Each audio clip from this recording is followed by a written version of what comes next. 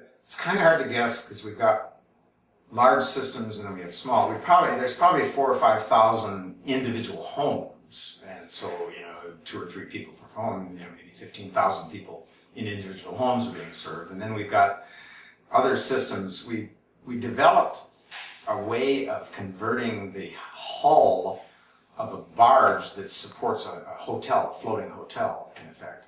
And we've been building these for Chevron, and they use them for temporary housing, and they'll house 700 people.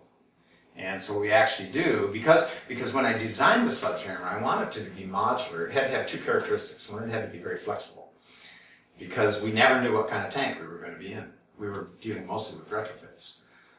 And it might be a redwood septic tank, or it might be a round fiberglass tank, or a steel tank, or a concrete tank. I wanted to have something that didn't matter what it was in. It was just, all the treatment was being done in the unit itself. So the other thing is I wanted it modular. So if I have 5 people in a house, I put in 1 unit and it covers their treatment needs. If suddenly I'm at a restaurant or at an apartment complex and we've got 20 people, or you have a restaurant where a lot of people eating and there's so much higher strength, then you need bigger tanks, and we can then just put the units in as multiples.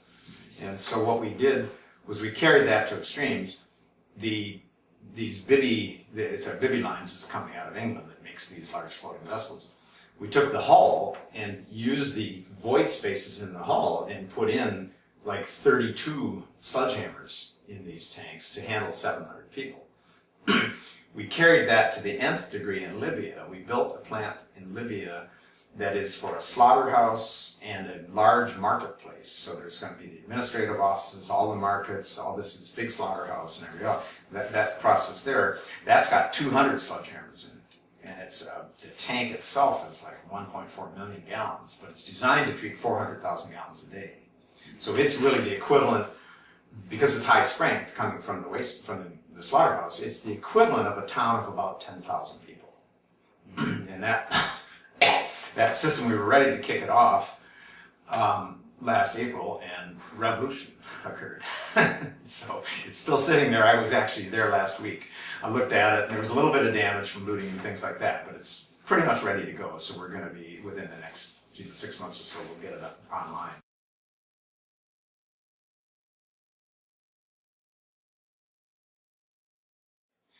The water quality, if we look at, let's take a single family home. You put a unit into a single family septic tank. The water you get out of it is generally will be equivalent to about tertiary treatment. It'll have a BOD of 1 or 2. We've had system after system where we've looked at it. We've gone back in, they've been operating for years. You look at that water, it looks like drinking water.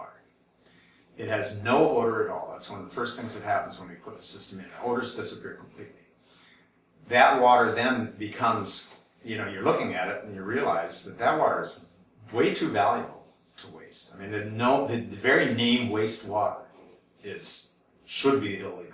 You can't waste water. I was just in Libya for this conference, and they're very concerned about it. We had, in fact, here, this Sunset magazine's got some pictures that we did in New Mexico. What we do is we get it to the level where it's now usable for whatever purpose you want. But because it's so clean, we can run it through subsurface drip emitters. And when we put them in the subsurface drip emitter, that means we can plow a line right into the ground. And you can do, let's see, at Trout Creek, Michigan, what we did was a large play field, so it was almost like a soccer field. Other ones in New Mexico, we did several systems that were the landscape irrigation around a home. Or, in fact, one instance, there was a homeowner who was able to separate his property into zones, and then he had a real simple computer control that used lysimeters in the soil in each zone that told the computer whether it was saturated or not. And we combined that with a rainwater harvest system so that homeowner could, if this was dry, it would kick on and it would irrigate the trees in this area. It would move to the next, and if that was already wet, it would then pass and go to the next. And so it only irrigated those areas that needed the water or could use the water, and that way we preserved that water to the largest degree, and we were able to irrigate the largest area.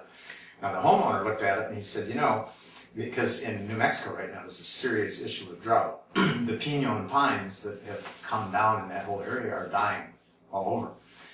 And he looked at that system and he said, you know, you realize it would have cost me more to just remove the dead trees than this entire wastewater system cost. And, you know, I mean, it's, the value of this water for recovery and recapture is incalculable.